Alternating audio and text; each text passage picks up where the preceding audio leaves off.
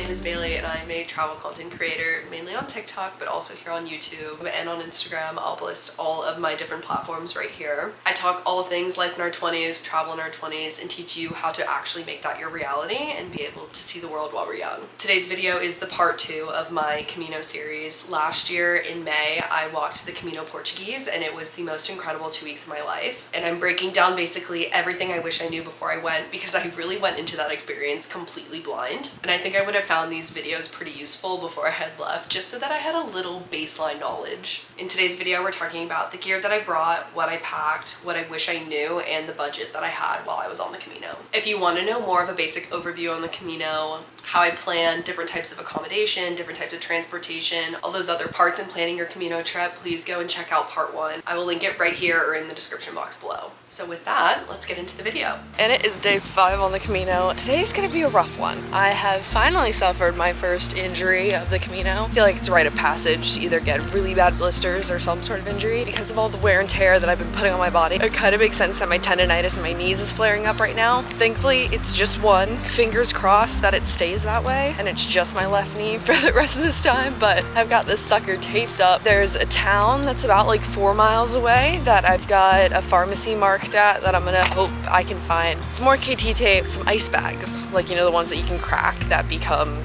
cold like on demand. That is the mission. Today we also have 16 miles on the agenda and rain coming in like 2 hours. So the goal is to get to Camino before it rains so that I can wait out the rain in the pharmacy and then at a cafe to get some breakfast.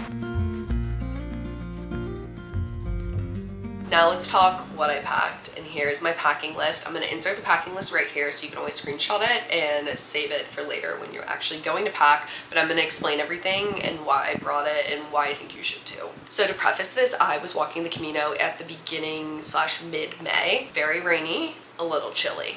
And that's what my packing list is based off of. I leave tomorrow officially, so we're doing the final pack and I'm trying to get rid of a little bit of weight while I'm doing it. So I'm like looking at everything and saying, do I really need you? And if the answer isn't a hell yes, I need to just give it up because I have way too much weight, especially with my camera stuff that I have to bring. It's just, it adds like an extra 1.5 pounds, which I do not need to be lugging around. So let's pack. When you are packing, you need to make sure that you bring as little as possible. And you're gonna look at everything and be like, no, I need more than that. I promise you, you don't. You're doing laundry every single day. Everything's gonna get washed. You will be fine. And you really want as little weight on your back as possible. So with that being said, I brought 1 pair of hiking shorts, 1 pair of leggings, 2 hiking shirts, 1 long sleeve, 1 raincoat, 1 linen pant, 1 fleece, 1 PJ set, 3 pairs of underwear, 3 pairs of socks, 2 sports bras, 1 hat, and then the 2 pairs of shoes I brought were my trail runners, which were the Hoka Speedgoat 5s, and then my Chacos. Basically, this gives you 2 to 3 different outfits to hike in every day, whether it's wearing hiking shorts or leggings. And then the sports bras that I brought were also a little bit longer, so they could also double as tank tops. So if one of my hiking shirts were dirty, I could then switch it out for a tank top. It would definitely get a little bit chilly at night or in the mornings, which is why I had my fleece. But then I also had the long sleeve as another layer as well. And then if it was really cold, I could even put my raincoat on top of that, even if it wasn't raining. It was recommended to only bring like 2 to 3 pairs of socks and underwear,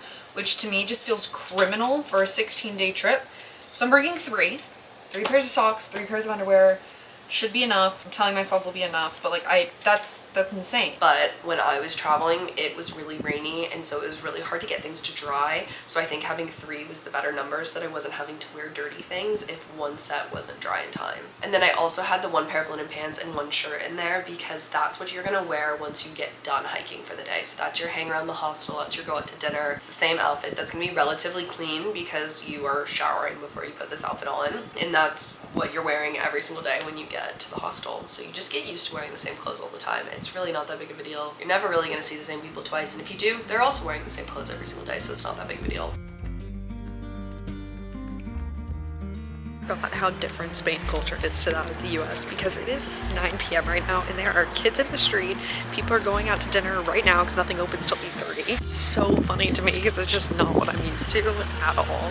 Always really nice. Although when I'm having super early mornings like I am, staying up and getting dinner at 8 p.m. is not exactly ideal. I wanted to take a moment to stop and shout out today's sponsor, which is RatePunk flight deals. If you are looking for the most affordable flights, you have to check out the RatePunk flight deal app. It's a super easy dashboard that tracks flights going in and out of your local airport and sends you alerts when prices drop or when there's a new deal available to you. It compares rates in real time so that you never miss out on a good deal, and that way you don't have to do all the checking. The AI algorithm does all the work for you. All you have to do is log in, set your home airport, and wait for the deals to start rolling in. You can even sort by biggest savings, lowest costs, or set specific destinations that you have in mind for your next trip. Once you find a deal that you really like, you can click on it and their AI dashboard will break down everything you need to know about the pros and cons of that specific deal, if there's any hidden fees, and how it compares to other flights going out that same day. If you use the link in my description, you'll get 70% off your first year, making it only $23.99. This way you'll never have to overpay for flights again. It's honestly the best tool for travelers. Made the mistake of sleeping in the past couple days and not getting on the road until like 9, just because I'm having really short days, like 10 to 11 miles, so it doesn't take me that long. So I don't want to get to towns too early because I can't check in till 2. But that is a mistake because now the trails are so crowded. I mean, I know I'm in the last 100 kilometers, which means like there's a lot more people than would start in Porto. And so there's just going to be more people regardless, but this is insane. You almost never get a second to yourself. What did I actually spend for 13 days on the Camino? I know that's everyone's biggest question when it comes to budgeting, is to know how much you need to save for a trip like this. I did not go into the Camino with a strict budget, but I was trying to be mindful of my spending. Like, I wasn't eating super lavish meals every single night. I wasn't staying in private hotel rooms, but I also wasn't restricting myself in any way. So for transport, I spent $78.83. This has to do with Ubers, train rides, public transport into the city when I first arrived in Porto. At one point I had to take a boat to get to a different part of the trail, and then I had to take a train to get to the airport at the very end. So just various random things of transport that I just didn't think that I was going to have to spend, because when you think about going on the Camino, you think you're just going to be walking the whole entire time. But you definitely need a little bit of a budget for transport, especially if you end up getting injured. There's a lot of people that had to Uber to the next town, or they had to hop on a bus. It's not all perfect. Not everyone's Camino is going to be perfect, so you definitely need some wiggle room in your budget for random things that might pop up. A lot of people at this stage will also have to save money to get a bus ticket back to Porto, because a lot of people will do a round trip ticket out of Porto or out of whichever city that they start in, so that they fly into Porto, they walk the Camino, and then once they get to Santiago, they take a bus back to Porto. So those are just some things you might need to consider. For food, I spent $303.29.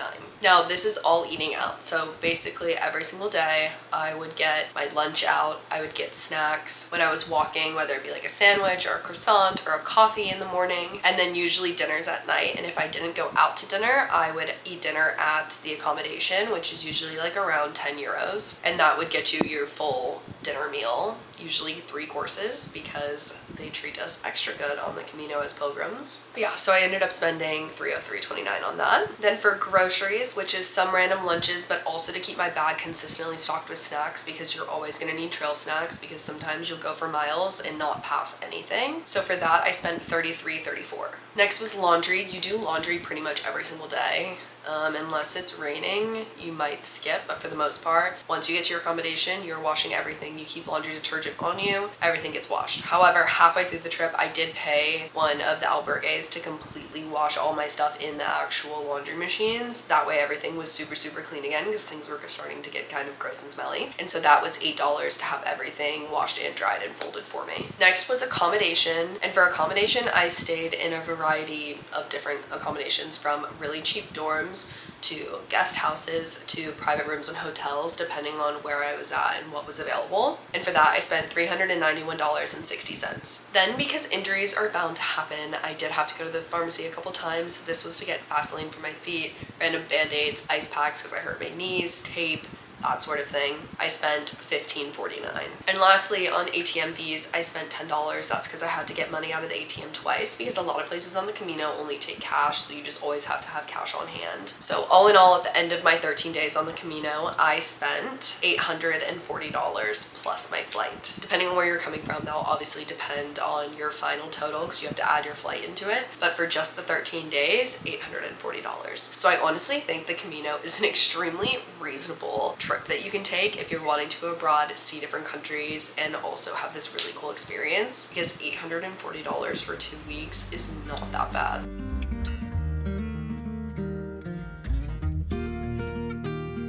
Every morning, I pray and cross my fingers that it does not rain every day. The weather decides to test me and make it rain again. We just did the first like 3 miles in the rain, but I think it's starting to clear up again. Knock on wood for that one because I might just jinx it. But it's turning into a kind of beautiful day. I hope it is because I still have like 10 more miles to go. I'm meeting up with 4 of the girls that I've met on the trip so far. We're all under 30, so we've kind of formed our own little under 30 club because there are young people on the Camino, but not as many obviously as there are over 30, and so you kind of all group together and you continue to find each other. But we all happen to be doing the same variant route because there's 2 different ways that you can go once you start getting closer to Santiago. You can go the spiritual route, which is a little bit longer and a little bit harder, but everyone says it's the most beautiful, or you can go the normal route straight up to Santiago.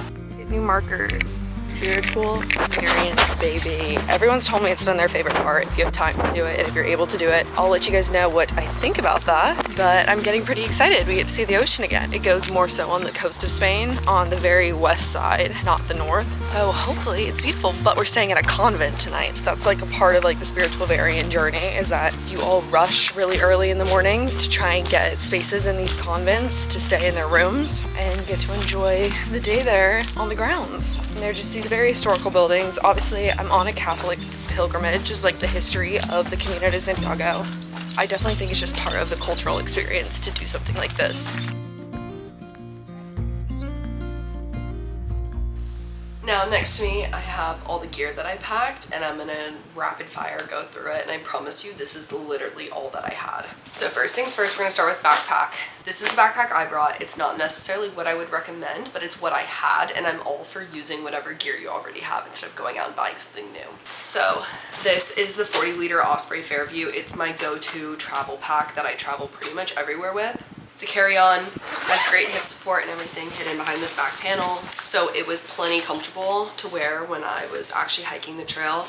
You can really use anything that's like 25 to 40 liters, I would say. I would not go bigger than 40 liters. Even this was like not fully packed, like I had it really compressed. But the main thing you need to look for is you need to have some sort of bag that has really great hip straps. This is going to make sure that your back doesn't get injured when you're walking and that you just have really good support. So use what you have if you already have some sort of backpacking bag. If not, look for something small that has good hip support. Next, you're gonna want a tote bag just to throw in there. I used this grocery shopping whenever I got to the actual destination that I was at, or just even for around the hostel, just be able to throw my journal in here or my book and be able to just have one bag on me. And then the last bag that I had was a fanny pack, and so when I was hiking each day, I'd have my backpack on my back, and then this would be around the front, and in here I would keep my phone, snacks, for me my camera, chapstick, headphones, that sort of thing, anything that I'd want direct access to. Next, to go along with your backpacks, you're going to want a backpack rain cover.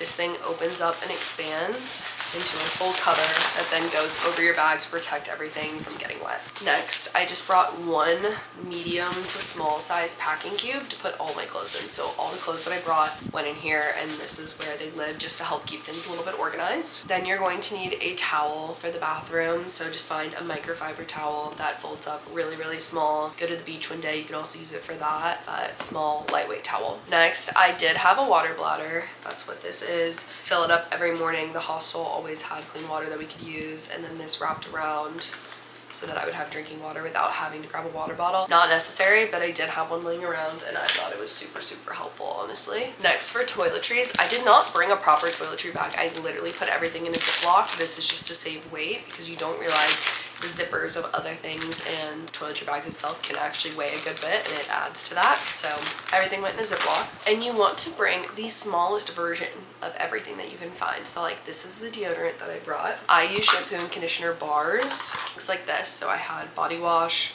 shampoo, and then the conditioner. These would last me the whole trip for whenever I had to wash my hair. And then the bare minimum for whatever other toiletries you would need. You're also going to need laundry detergent, and you're going to want some solid form of laundry detergent, whether it's like a little pack of powder that will last you a lot of days, or they also have laundry detergent strips that I'll bring a lot with me traveling. A solid form you can get through TSA, you can bring it from home, and it will last you a long time. You're also going to want some sort of electrolyte tablets. I just found these super helpful. Of course, you can go to the store and get like the Propel or Gatorade equivalent, but I just didn't want to have to go to the grocery store every single day, so I had 10 of these. So every once in a while, if I was at the store, I'd pick something up, but if not, the second I was done walking for the day, popped this into my water, and I would chug one of these just to get my electrolytes back up. These are the Noon hydration ones. Love them. Loved it too because they all came in one package instead of having multiple different bags. And lastly, if you're walking in May, and maybe even in the summer too, just a different version, I did bring a small sleeping bag. This is the one that I had, Nature Hike, lightweight sleeping bag. Essentially compresses pretty small. I needed this. It was pretty cold when I was there, but if you're traveling in the summer, you could probably get away with just a sleeping bag liner that packs up even smaller, would be even lighter on your back. And besides that, just to keep myself busy, I had a journal, my Kindle, and then a pair of headphones. I officially only have 16 miles left until I'm in Santiago, which is absolutely insane. I've been a little MIA on the daily updates, but that's mainly just because one, it's either been like extremely rainy, or two, I've been really social. This whole second half of my week has been just full of talking to people, and I kind of met a friend group, so we've all been hanging out. Tonight we watched the prettiest sunset, and 3 of the girls had an apartment that had a balcony that overlooked the sunset, so we got to watch that while we all ate dinner. And it's just been really great to meet a bunch of other solo female travelers while I've been here. For the last part of this, I just want to give you some advice before you go. What I wish I knew and what I hope you take into your Camino is that do it your own way. Everyone has their own unique experience on the Camino. This is why I'll never release the exact route I took or the exact albergues that I stayed in, because I truly believe it is a choose your own adventure experience, and that is what makes the experience so great. And I really don't think you should really plan anything going into it. Obviously know your route, know your starting, your end goal, and maybe a couple things you really want to make sure you do on it. But besides that, go with the flow, meet people, let things happen. The Camino is so special because it is so unique to everyone, and just magical things will happen to you along the way, and you'll stumble upon these really cool people and really cool experiences that just make the Camino so special. So as much as your heart wants to plan for it, let the unexpected happen. That is all I have today for the part 2 of my Camino series, and if you are planning your Camino or you're about to go on your Camino, I hope you have the best time. It truly was so life-changing for me, and I need to do another one here soon. I can imagine myself doing all of them at one point in my life. But I hope you guys have the great rest of your day and have an amazing trip if you're going on your Camino soon. I'll see you guys in a couple weeks for my next video. Today's the day.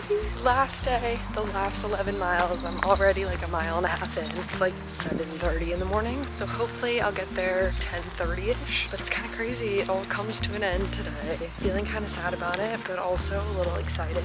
Feels like it's time to be there, and I get to meet up with all my friends again, even though I literally saw them like 2 days ago. But it'll just be a really exciting time to all finish together. Myself that I was taking all today to not even listen to music, to just really take it in, enjoy it, walk by myself, not try and meet up with anyone, and just have these last few moments of the Camino after walking 170 miles in 13 days. We did it. 170 miles later.